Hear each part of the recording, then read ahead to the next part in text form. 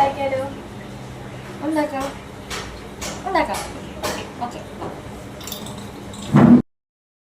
അപ്പോൾ ഞങ്ങൾ ഒരു വീഡിയോ കണ്ടിട്ട് ഞങ്ങൾക്ക് കേക്ക് കഴിക്കാൻ ആഗ്രഹം തോന്നിയിട്ട് പെട്ടെന്ന് തട്ടിക്കൂട്ടിയ ഒരു കേക്കാണ്. ശരിക്കും പിന്നെ ഡീറ്റെയിൽഡ് റെസിപ്പി വീഡിയോ ആയിട്ടൊന്നും ഇതിനെ കാണരുത്. ജസ്റ്റ് ഞങ്ങൾ രണ്ടുപേരും, അതായത് ഹസ്ബൻഡിൻ്റെ കസിനും ഞാനും കൂടെ ചേർന്നപ്പോൾ ആ വീഡിയോ കണ്ടിട്ട് നമുക്ക് ഉണ്ടാക്കാൻ തോന്നിയിട്ടൊരാഗ്രഹം തോന്നിയിട്ട് നമ്മൾ ഉണ്ടാക്കിയതാണ്. ശരിക്കും വീട്ടിലുണ്ടായിരുന്ന ഇൻഗ്രീഡിയൻസ് മാത്രമാണ്. നമ്മളങ്ങനെ ഭയങ്കരമായിട്ട് പ്രൊഫഷണലിസ്റ്റായിട്ടൊന്നുമല്ല ചെയ്തത്. വളരെ സിമ്പിളായിട്ടും പിന്നെ ആ വീഡിയോയിലും നമുക്ക് എല്ലാവർക്കും ഉണ്ടാക്കാൻ പറ്റുന്ന രീതിയിലുള്ള ഒരു വീഡിയോ ആയിരുന്നു. ഈസി ആയിട്ട് പെട്ടെന്ന് നിൽക്കാൻ നമുക്ക് ഇരിക്കുമ്പോൾ ഒരു കേക്കൊക്കെ തിന്നാൻ ആഗ്രഹം തോന്നിയാൽ ചെയ്യാൻ പറ്റിയൊരു റെസിപ്പിയാണ്.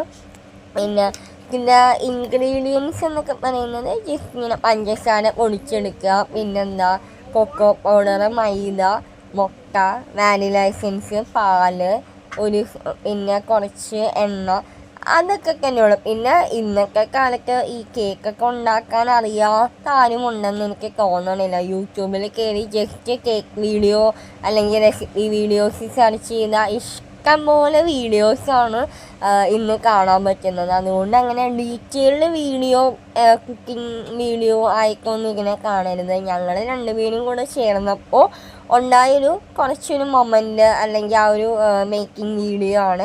പിന്നെ കേക്ക് അടിപൊളിയായിരുന്നു. അതുകൊണ്ട് തന്നെയാണ് ഇത് പോസ്റ്റ് ചെയ്യാമെന്ന് വിചാരിച്ചത്. പിന്നെ ഇത് ഇന്നലെ എടുത്ത വീഡിയോ ഒന്നുമല്ല, കുറച്ച് നാളെ മുന്നേ എടുത്ത് വെച്ച വീഡിയോ ആണ്. അവളെപ്പോൾ എന്നെ കണ്ടാലും ചോദിക്കും വീഡിയോ ഇക്കില്ലെന്ന് ചോദിക്കാറുണ്ട്.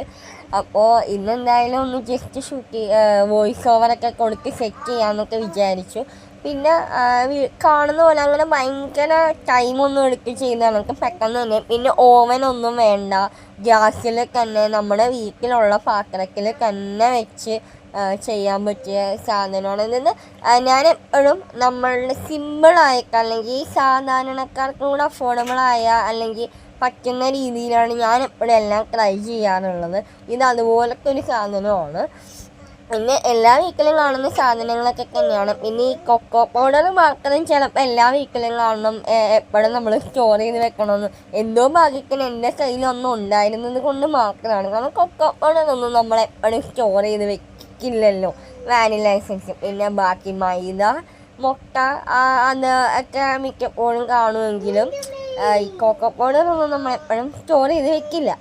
അപ്പോൾ പിന്നെന്താ പാല്, ഇത് മേളുള്ള ടോപ്പിങ് പോലെ കൊടുക്കാൻ വേണ്ടിയിട്ടാണ് നമ്മൾ ജസ്റ്റ് ക്രീം പോലെ ചെയ്തെടുക്കുന്നതാണ്. അതും കൊക്കോ പൗഡർ, പാല്, ബട്ടർ, പിന്നെന്താ അങ്ങനെ കുറച്ച് കാര്യങ്ങൾ. അതും നല്ല ടേസ്റ്റായിരുന്നു. ജസ്റ്റ് ചോക്ലേറ്റ് ഒന്നും അതിൻ്റെ ആവശ്യമൊന്നുമില്ല. ജസ്റ്റ് ഇത് തന്നെ മേളിൽ നല്ല ഗനാഷ് പോലെ നല്ല ടോപ്പിംഗ് ആയിട്ട് നല്ല പെർഫെക്റ്റായിട്ട് തന്നെ വന്നു നോക്കാം. പിന്നെ ഞാനല്ല ഇത് ചെയ്യുന്നത്, ഞാൻ ജസ്റ്റ് വീഡിയോ എടുത്ത് കൊടുക്കുമെന്ന് മാത്രമേ ഉള്ളൂ.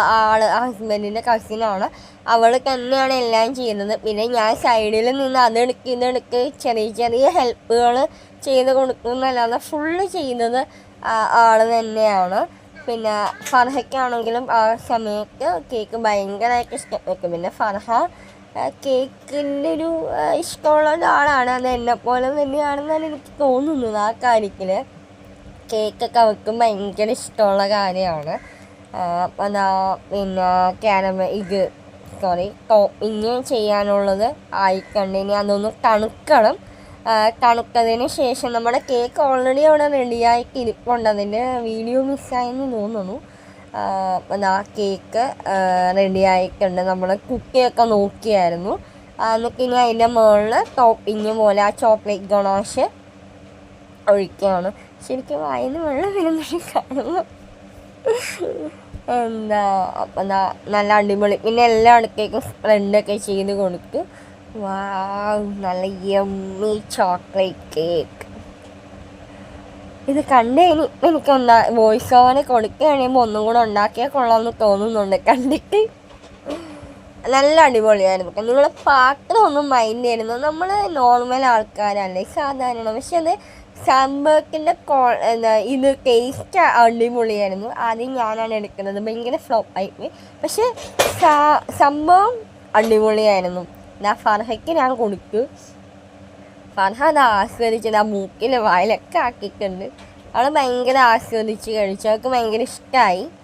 ഓൾറെഡി ഞങ്ങൾക്കും അതേ ഭയങ്കര ഇഷ്ടമായി. അപ്പം ഞങ്ങളുടെ ഈ ചെറിയ വീഡിയോ നിങ്ങൾക്ക് ഇഷ്ടമായാൽ ലൈക്ക് ചെയ്യുക, കമൻറ്റ് ചെയ്യുക, സബ്സ്ക്രൈബ് ചെയ്ത് സപ്പോർട്ട് ചെയ്യുക. Okay, bye, Tata.